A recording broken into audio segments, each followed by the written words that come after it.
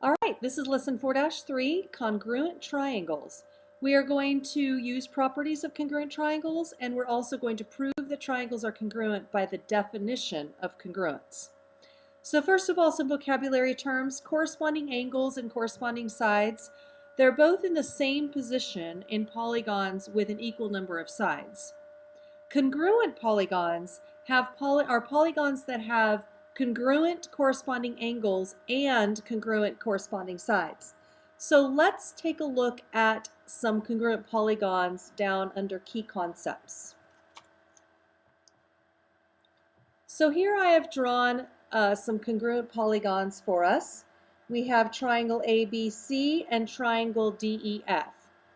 And if I told you that triangle ABC was congruent to triangle DEF, then what that would mean is that, and I'm going to rewrite it down here so that we can look at it expanded, triangle ABC is congruent to triangle DEF. So what that means is that the first angle A corresponds with the first angle D.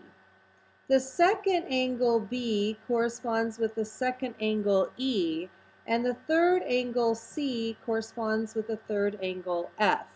So that means if I wrote it this way, A is congruent to D, so I'd have to write that in. A and D are equal.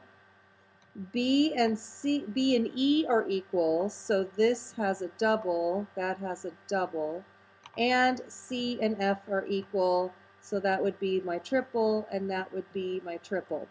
Now, when you're trying to decide what the corresponding angles are and what the corresponding sides are, do not, I repeat, do not only look at the picture. Your eyes will deceive you on some problems. Instead, always look at the congruent statement that you are given. This will never, ever lead you astray. It's much easier to look at the congruent statement than it is to look at the pictures. So when I'm trying to decide on corresponding angles, I see that A is in the first position, so that's equal to angle D in the first position. B is in the second position, which is congruent to angle E, which is also in the second position, and C is congruent to angle F. When I'm trying to decide the corresponding sides, once again, I don't even bother looking at the picture itself. Instead, I look at the congruent statement. AB is the first and the second letter, so that means it would have to be D and E.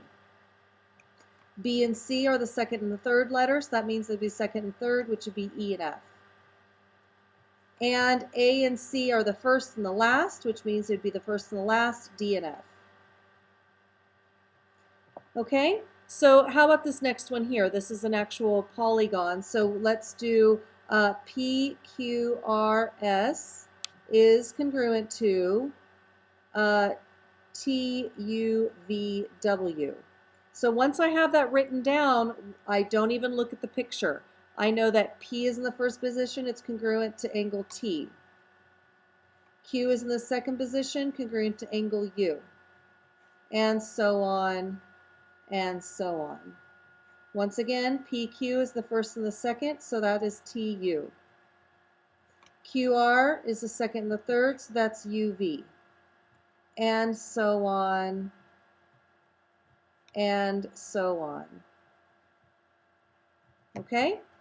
So that's how you decide what corresponding angles and what corresponding sides are.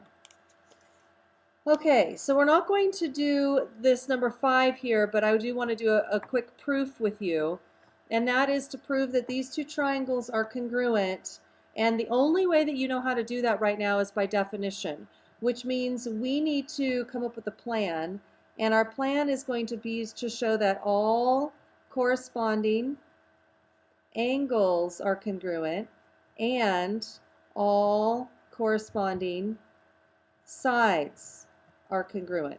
So I need to say all three angles and all three sides.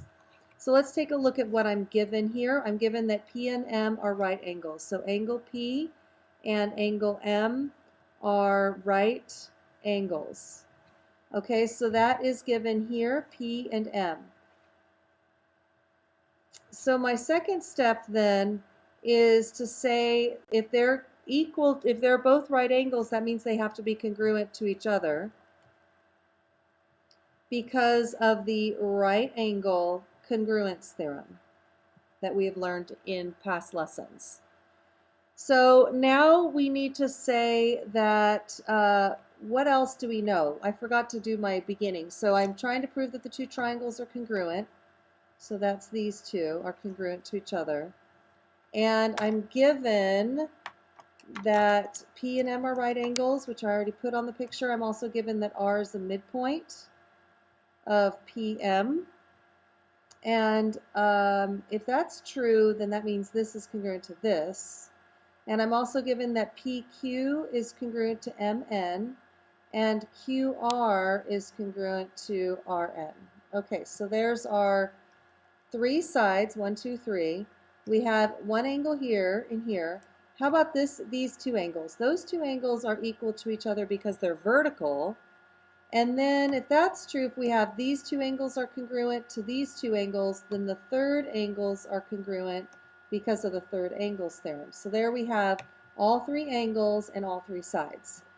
So we just proved the first angle. So I'm going to put an A here to show that I got my first angle done. So now we need to do another angle. So let's go ahead and do the vertical angles. So number 3 will be angle QRP is congruent to angle NRM. And the reason why is because they're vertical angles. So I just did my second angle. Okay? Now I need to do one more angle, and that just is simply to say that angle Q is congruent to angle N, and my reason is because of the third angles theorem. And so there's my other angle. So if I look up at my plan, I just proved that all the angles, all the corresponding angles are congruent. So I'm finished with that part of my plan. Now I need to say that all the corresponding sides are congruent. So let's take a look at our given here. R is the midpoint of PM, so that'll be used next. And that is given. So therefore, if that's true, then remember if R is the midpoint of PM, then PR is congruent to RM by definition of midpoint.